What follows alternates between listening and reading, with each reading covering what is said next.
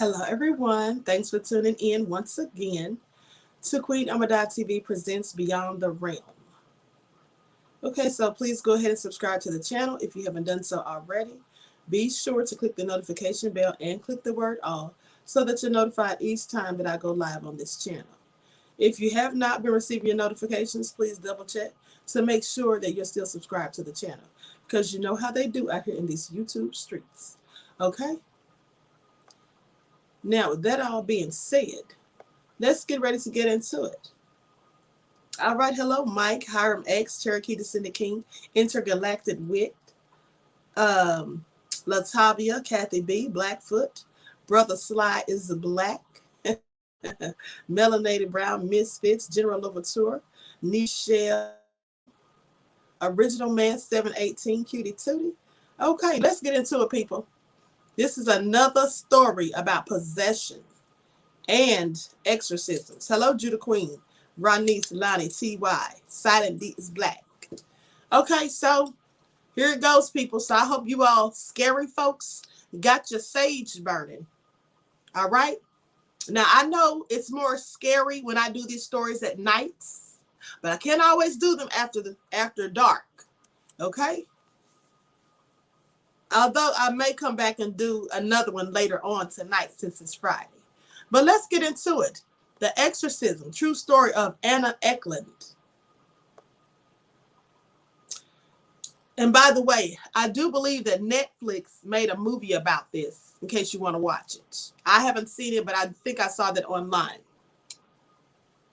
Okay, so the story of Anna Ecklund is one that is not for the faint of heart.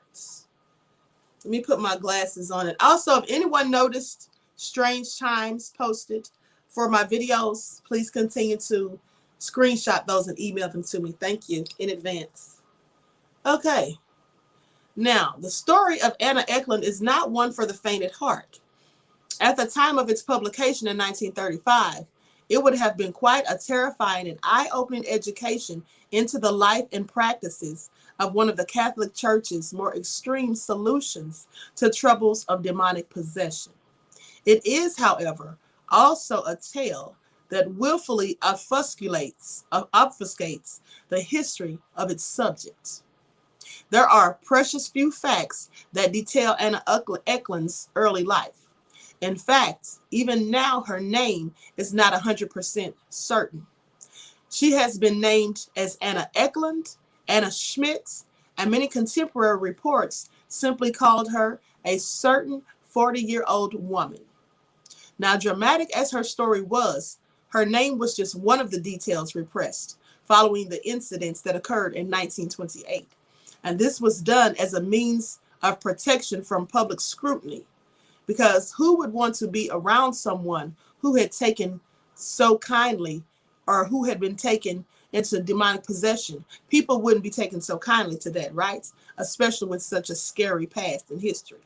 Now, of the few precious details concerning her early life, it is generally accepted that she was born in or around 1882 in Wisconsin. Now, her father was named Jacob Ecklund, with her mother appearing to have left the scene while she was still at an early age. There are no records of her name, nor where she had gone, or indeed, if it were the case, what had befallen her. No one knew that either. Now, Anna was a practicing and devout Catholic who attended church several times per week and appeared to enjoy the religious ceremony and rituals of the religion. She lived out the first 14 years of her life seemingly as a normal child for the times, though her father was rumored to have been even such a simple, had made such a simple existence difficult for her. Jacob Ecklund was, as far as we can tell, a difficult father at best. He was a drunk, and not only against Anna's practicing religion, but he openly would mock towards the church and its ministers. So he wasn't just going against Anna's religion, he was mocking other people as well. Now, on his deathbed, whilst his final sacrament was being administered by a priest, he scoffed and insulted him. His last words, those of hate, And though the records of the family history are not particularly detailed, he took a mistress named Mina whilst his wife was still alive, and the woman of his fancy just so happened to be either his sister or a blood or stepsister by marriage. So this was either his own sister by blood or a stepsister that he married while he was, and he started dating her and messing around with her while his wife was still in the picture. Nevertheless, she was Anna's aunt. Now, Mina had a colorful background of her own, and she was well known in the town for having a reputation of practicing witchcraft and black magic. Most dubbed her rather straightforwardly as a witch, and she passed through the streets. Rumors continued to fly quite openly. Now, at some points between Anna's 10th and 14th birthday, Joseph on several occasions tried to pressure Anna into an incestuous relationship, though Anna had flatly refused him outright. Now, this pressure from Joseph and refusal from Anna, as one might imagine, caused no small amount of tension in their relationship, which then spiraled into a very dark place. It is around this time, at the dawning of the 20th century, that we first hear of Anna in any real detail, as it was also around the age that Anna turned 14, and she started to act a little differently. She began missing church, and when she was questioned, told of how she was unable to attend, of how she felt revulsion in the presence of religious symbolisms, and a physical resistance that was creating a literal barrier, stopping her from entering any religious buildings. She had also begun uttering sexualized thoughts of unspeakable acts. This behavior was deemed as a form of possession in 1908. Now, Father Theophilus Reisinger was called in to perform an exorcism, which he undertook, apparently successfully, on June the 18th of 1908. Though this ordeal seems scant, few mentions in any written history of the case, all seemingly went well, as again Anna's life falls into obscurity. Now, one can only assume that she lived relatively a normal life, if somewhat troubled, but at some point her father passed away, and once again Anna was finding it more and more difficult to practice her religion. This time her actions against her faith had stepped up, and she had found herself lashing out at her spiritual counselor. And at one point, she attempted to even suffocate him. She was gaining compulsive urges to destroy all of her religious symbols and was hearing inner voices that were driving her to despair. She initially sought the help of doctors, and after several qualified physicians had observed and dismissed her as being physically fit, and well over a period of several years, Anna instead turned to the spiritual and enlisted the help of the church. So soon, thank you, Rain Love, beloved. So she was obviously at this point being harassed and oppressed by demons. This is the first stage of possession. Remember, I told you, oppression, when the person starts to feel despair. That's clearly what it says that she was experiencing. Also, she was having an aversion to religious symbolisms and items, and she also wasn't able to walk into a religious building such as a church. Now, once in the care of the church, her counselors themselves spent several hours attempting to diagnose and alleviate her condition and failing. Though during the period, they took note of several oddities which they found difficult to explain in natural terms. Firstly, it was noted that Anna was able to understand languages that she had never previously understood, known, or studied. In particular, it appeared that she now understood Latin. And when the priest spoke to her in that language, it was said that she foamed at the mouth, became very enraged. Further, she was able to sense when blessed articles were in her close vicinity. Now, for those of you who remember, I have told you that the language of Latin is one that the demons hate. They hate to hear someone praying in Latin, and they will get very upset and angry. It is a language that they themselves speak, They don't take kindly to the fact that these people prayed and tried to cast them out actually can speak this ancient language as well. So they get very upset by that. And often people who are possessed, they will know and understand Latin, a language that they've never even spoken or understood before. So that's clearly a sign of possession. Now, she would know and be able to observe when blessed items, or such as holy water, were in her vicinity. And she'd become very angry and furious. Even normal objects which had no specific spiritual significance, but had been blessed or touched with holy water, would not pass undetected. And she would call the priest out on such objects, now demanding that they remove them at once. When the priests caring for her began to suspect supernatural forces were at play, they asked Anna herself what she thought was the problem. She acted completely unaware and was unable to give them any information regarding who or what may be behind the suspected demonic troubles that were now making her life so difficult.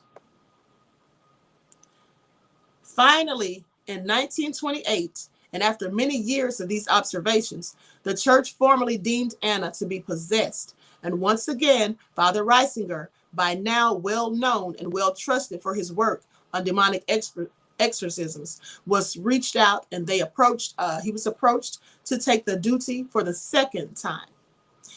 It is from this point that a fuller picture of Anna can be built, as her time spent with Reisinger was well documented fully. In fact, it is still to this day one of the most documented cases of exorcisms performed by a member of the Catholic Church. Now, the details of the ritual were witnessed by Father Joseph Steiger, a long-term friend of Reisinger's, and both witnesses' accounts were included in the pamphlet titled Begone Satan, written by Karl Vogel and published in German in 1935 and in English in 1973. Its original intentions were to act as an informal pamphlet to be handed out to seminarians of the church to inform and educate them on the subject of demonic possession and the practice of exorcisms. The pamphlet tells of a very strange tale indeed. Now, Father Theophilus Reisinger was born in Bavaria in 1868, growing up on his small family farm. Highly religious from a young age, he was just 12 years old when, while suffering from an illness, he decided to devote his life to God, and at the age of 21, joined a monastery in Ecklund, a village that still today stands as an important pilgrimage point after a statue of Virgin Mary revived a young boy who had drowned in the river in 1489.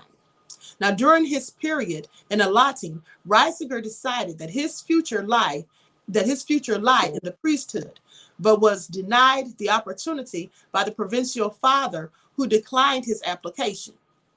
Unperturbed, he set off to study in Sabask, and upon graduation with a strong recommendation in 1892, he then left for New York, where he stayed for a brief period before settling in Detroit, where he began his life as a novitiate in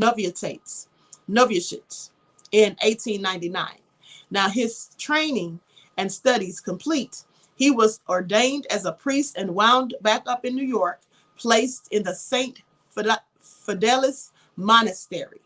His life took a more bizarre turn in 1912, when he was transferred to Wisconsin, where he undertook exorcisms or battled evil spirits. Now, this work was not without criticism, and though he was well liked generally, it appeared there were some that were not keen on the amount of attention that he brought to perhaps the unfashionable elements of the Catholic Church.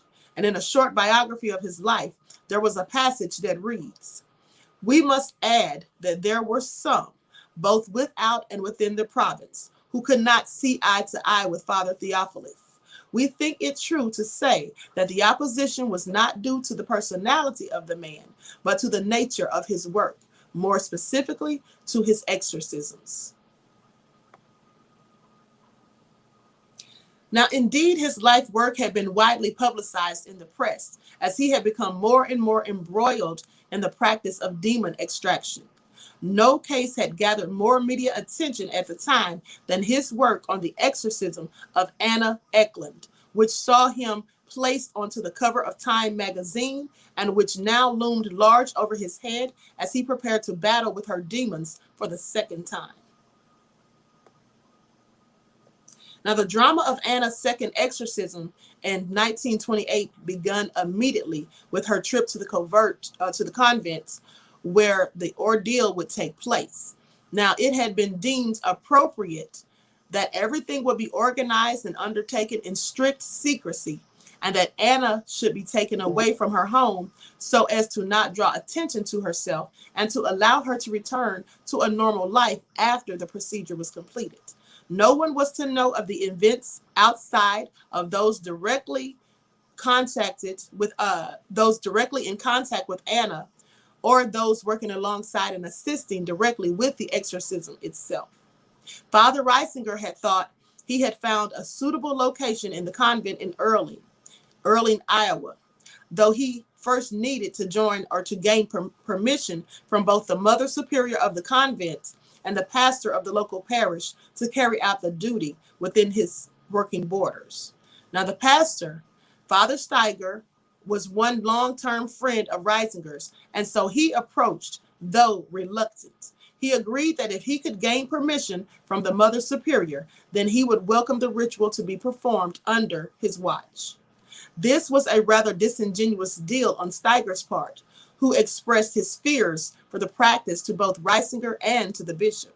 He had only entered into the deal doubting that the Mother Superior would even agree in the first place. So he clearly didn't want to do it. He didn't want to be anywhere near those demons in the presence of them. And he just was so sure that the nuns were not going to allow him to have the